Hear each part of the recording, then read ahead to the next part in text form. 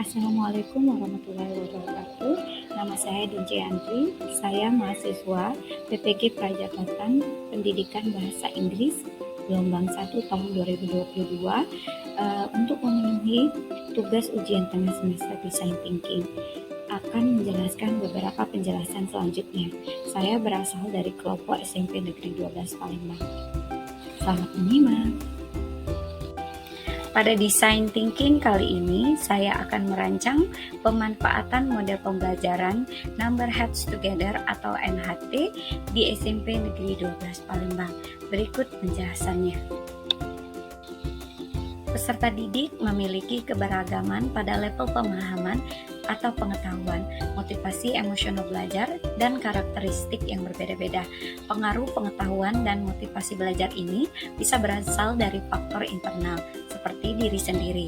Misalnya, kurangnya minat peserta didik dalam belajar pada subjek mata pelajaran itu sendiri, dan kurangnya motivasi dari orang tua untuk belajar secara informal. Di sisi lain, faktor eksternal yang berasal dari lingkungan kelas dan sekolah, misalnya media pembelajaran yang kurang menarik, pembelajaran yang tidak terpusat pada peserta didik, dan kurangnya fasilitas pembelajaran. Berangkat dari hal ini, maka penting bagi guru memahami pemenuhan kebutuhan belajar peserta didik dalam mencapai tujuan pembelajaran dengan merancang proses pembelajaran yang berpusat pada peserta didik dan juga memberikan pembelajaran yang bervariatif dengan penggunaan media yang menarik minat belajar peserta didik. Latar belakang profil pengguna. Pengguna dari Design Thinking ini merupakan siswa kelas 7 SMP Negeri 12 Palembang dengan rentang usia 11 sampai dengan 12 tahun.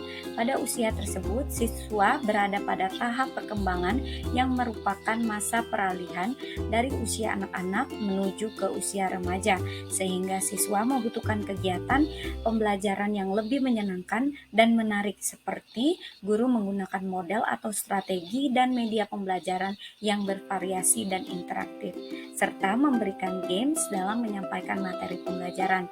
Hal ini dapat meningkatkan hasil belajar peserta didik dalam mencapai tujuan pembelajaran.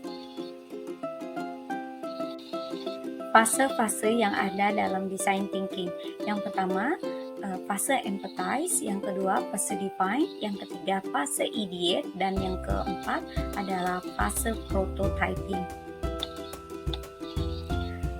Pada fase empathize, kami melakukan in-depth interview dengan target users, yaitu peserta didik kelas 7 fase D di SMP Negeri 12 Palembang dengan karakteristik sebagai berikut. Pertama, kognitif masih dalam tahap berkembang. Selanjutnya, motivasi dan minat belajar yang kurang. Dan yang terakhir, mengutamakan kerjasama kelompok untuk menyelesaikan penugasan. Adapun masalah-masalah yang dihadapi oleh peserta didik sebagai berikut. 1. Peserta didik kurang terlibat aktif dalam kegiatan di kelas.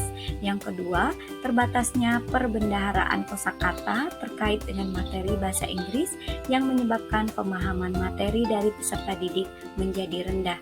Dan yang terakhir yaitu media pembelajaran yang belum bisa mengakomodasi karakteristik dan kebutuhan peserta didik. Adapun dua gambar yang saya tampilkan yaitu pada saat mewawancarai peserta didik ekstrem kiri dan peserta didik di ekstrem kanan. Adapun tujuan pada fase define yaitu merancang sebuah kegiatan dan media pembelajaran yang dapat meningkatkan pengayaan kosakata dan keaktifan peserta didik fase D dalam belajar bahasa Inggris, khususnya agar peserta didik kelas 7 SMP Negeri 12 Palembang dapat meningkatkan keterampilan membaca atau reading skill mereka masing-masing.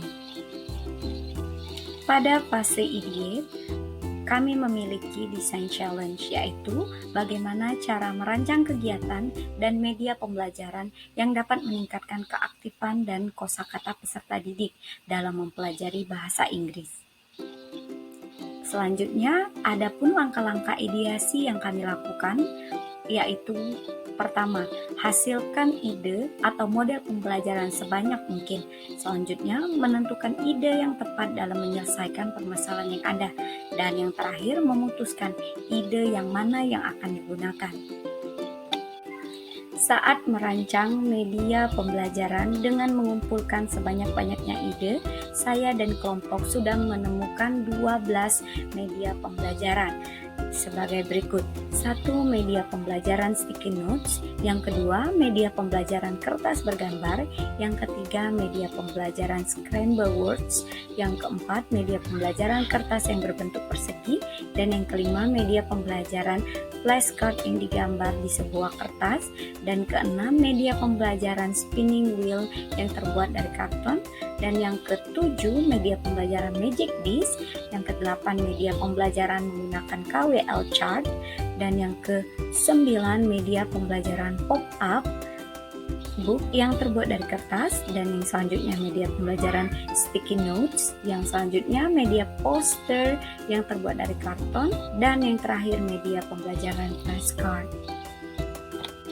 Dari berbagai ide-ide yang telah diberikan dari masing-masing anggota kelompok, selanjutnya kelompok melakukan tahapan konvergen untuk mengerucutkan pilihan dan menentukan satu ide media pembelajaran yang akan diwujudkan menjadi nyata. Media yang dipilih yaitu sticky notes, mendapatkan suara terbanyak dari berbagai pilihan ide yang ada yang telah dipilih oleh anggota kelompok. Selanjutnya, gagasan yang mendasari ide media pembelajaran.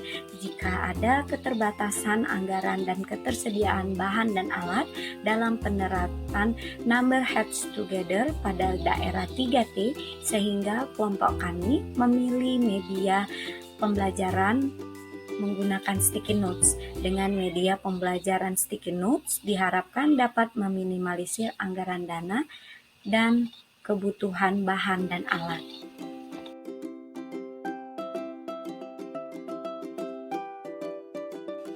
Pada fase prototype dengan penggunaan number heads together bisa dilakukan oleh guru dengan langkah-langkah sebagai berikut.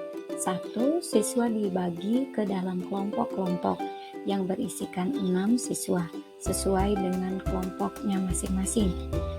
Selanjutnya, masing-masing siswa dalam kelompok diberikan nomor dengan menggunakan topi karton. Yang ketiga, guru memberikan tugas atau pertanyaan pada masing-masing kelompok untuk dikerjakan. Dan keempat, setiap kelompok mulai berdiskusi untuk menemukan jawaban yang dianggap paling tepat dan memastikan setiap anggota kelompok mengetahui jawaban tersebut. Kemudian, guru memanggil salah satu nomor secara acak. Dan siswa dengan nomor yang dipanggil mempresentasikan jawaban dari hasil diskusi ke depan kelas. Fitur-fitur yang ada pada topi karton NHT dan sticky notes. Topi berbentuk panjat terbuat dari karton warna-warni. Selanjutnya, sticky notes berwarna-warni yang diberikan nomor 1 sampai dengan 6 sesuai dengan anggota kelompok diskusi. Kemudian, sticky notes ditempelkan di depan topi tanjak. Dan terakhir, sticky notes menjadi penanda bagi peserta didik saat penyajian hasil diskusinya. Ada 5 kelebihan dalam penggunaan media topi, karton, dan sticky notes dengan menerapkan metode NHT. Yang pertama, menggunakan dana yang sedikit atau low budget. Yang kedua, dapat digunakan di daerah yang terpencil sekalipun atau di daerah 3T. Dan yang ketiga, setiap peserta didik menjadi lebih siap dalam menyelesaikan tugas yang diberikan oleh guru. Dan keempat, metode pembelajaran ini mudah untuk dilakukan sesuai pada mata pelajaran bahasa Inggris dan karakteristik siswa SMP Negeri 12 Palembang. Dan yang terakhir, NHT dapat meningkatkan kemampuan peserta didik dan pemahaman mengenai suatu pembelajaran, serta dapat meningkatkan keterampilan sosial peserta didik. Terdapat 3 dokumentasi foto dalam proses pembuatan media pembelajaran number heads together. Yang pertama, yaitu pada gambar A, pembuatan media topi karton. Pada gambar B, yaitu peragaan media pembelajaran dalam diskusi. Dan yang terakhir, yaitu bentuk fisik media topi karton NHT dan sticky notes yang ditempelkan pada topi.